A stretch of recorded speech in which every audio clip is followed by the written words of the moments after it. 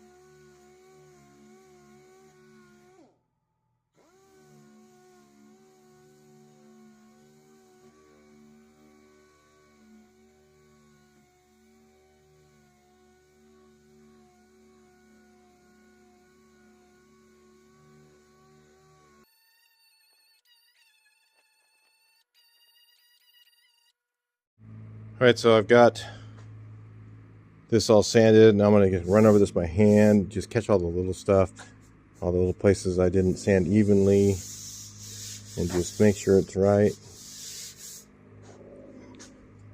And get that last coat of primer on here, make sure nothing else needs filler or anything like that.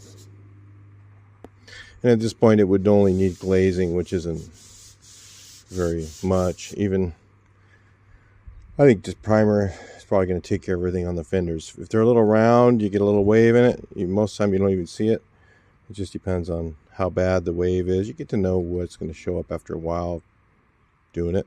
So anyway, a few little things like that will feel a little lumpy going on right in here. So I'll sand it by hand and work them out and go from there.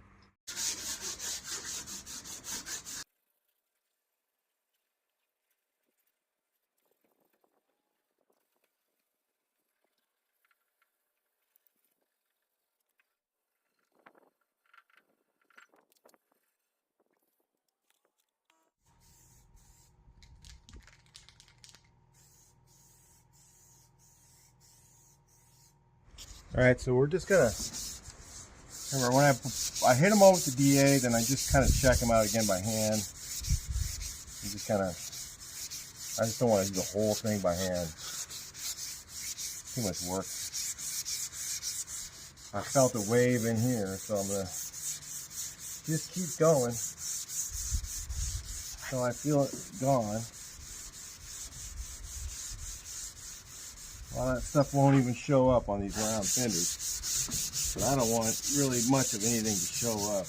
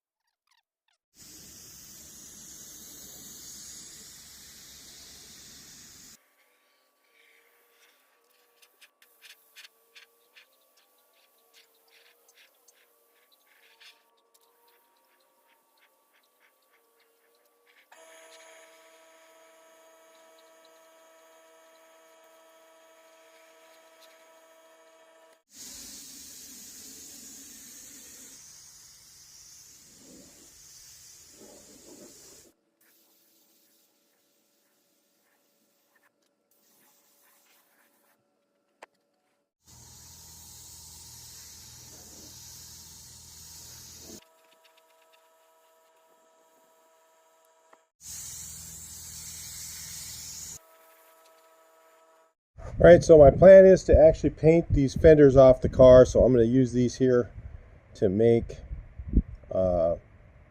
some sort of jig to hold the fenders up. So I've got some scrap here, and I'm just going to go ahead and run with that. Man, the price of this stuff just went insane, almost doubled in price. So anyway, well, hopefully I have enough scrap I can make enough to do at least 2 fenders at a time. I want to do all 4 of them, but I don't know if I'll be able to do it.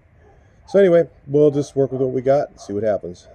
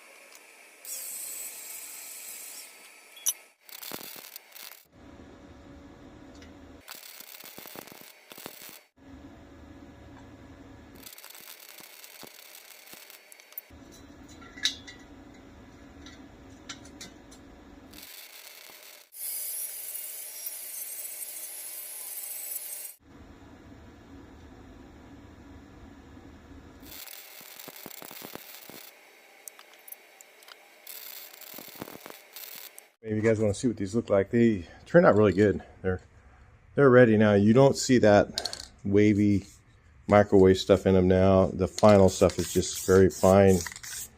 And I can just do one more. Maybe all by hand, I don't know. I do a little bit with the machine, but not too much. Take them off and paint the underneath side is what I'm going to do next. Alright, so we're just going to buzz this down with some 150 a little bit just to scuff it up. Just whatever's quick. We're going to epoxy prime this. Just use it as a wet bed, go right over that with some undercoating and paint them underneath.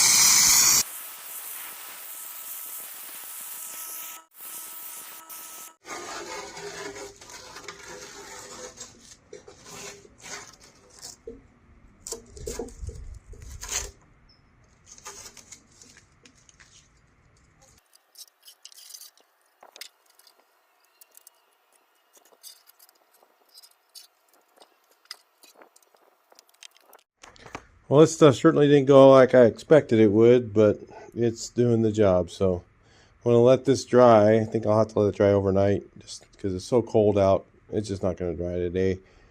And then I'm going to go ahead and just, I don't know, either I'll epoxy prime this. I'll see. Maybe I can just shoot right over it. I got epoxy primer on here and on there. And then I'm going to paint everything underneath here just so that paint it and put clear on it. So that paint and clear is going to encapsulate that in there. So when, you know, it's got epoxy primer on one side, so it's sealed. Then it's got this stuff. Then it's got paint over that. It's going to be really hard for water and stuff to get underneath it. That's where a lot of people go wrong when they put this stuff on. They just put it on without anything underneath it, or do just a E-coat or something like that. Put this right over it. That's why they had rust a lot of times. I think if you use this stuff the right way and do it this way, it'll probably be better than if you go with none of it.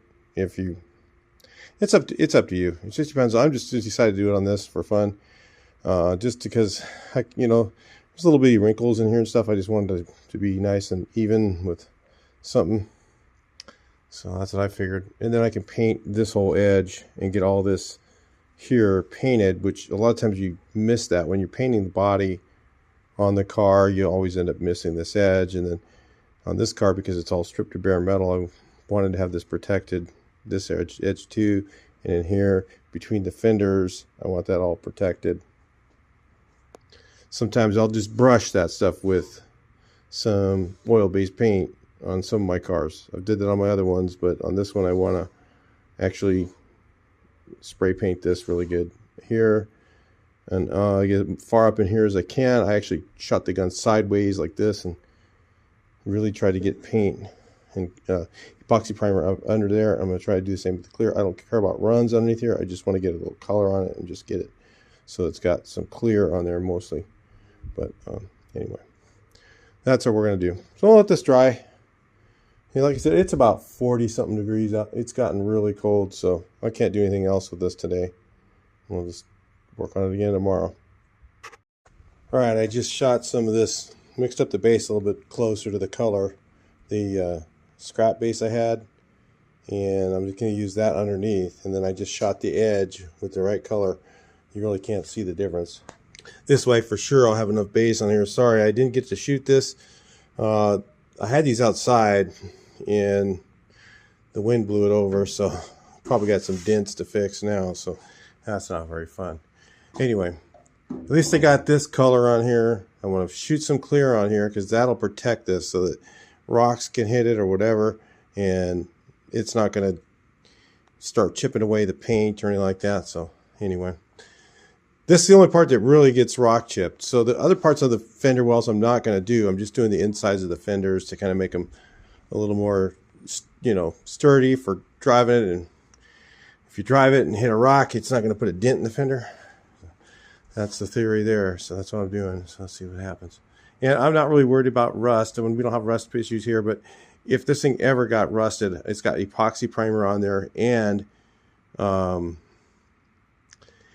has undercoating or epoxy primer on the bare metal, 2 coats of that, and then the rock guard stuff here, and then also another coat of epoxy primer over that, and then this coat of finish, you know, color, and then it's gonna have clear over that. Just so you look under here, it looks like the right color. And one of the things you always miss is this edge here. When you're painting it on the car, you can't spray backwards to get that thing, so I wanted that painted. I thought it'd be kind of fun.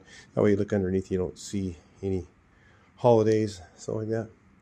Now, I don't like to paint fenders off the car because of the very reason that happened already, that they fall off of the stands and you end up dents in them or scratched up, and it's more of a fight. It's much easier to do on the car, and you get the color match exactly right. When you're doing them on the stands, you might have a matching issue. On the fenders, it's not going to matter, but on the doors, I'm hoping I get lucky. I'll talk to you guys later. Before I put on my mask, I'm going to use this little cheap minigun. The reason I'm using that is because it breaks up the paint really fine, and I don't want to get overspray all over everything, so I got it inside the garage. That's the best gun to use. That's what they're good for. They're really good for that. So anyway, we'll move on with it.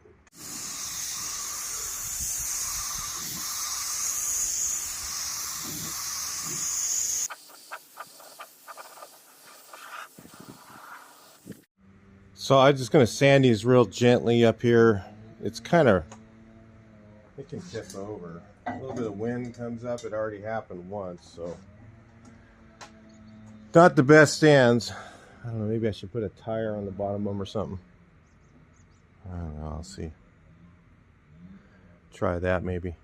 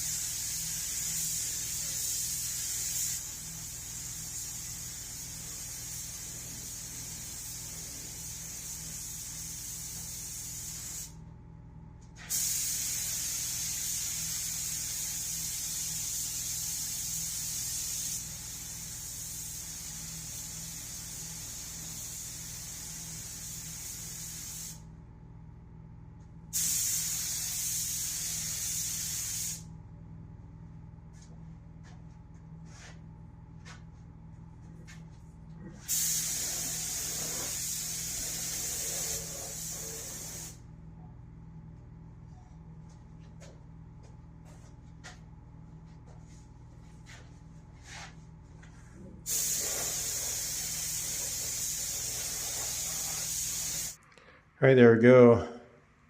Got those all painted there. It's a little dark in here, so it's not the greatest to see, but in fact, again, you guys can see better than I can.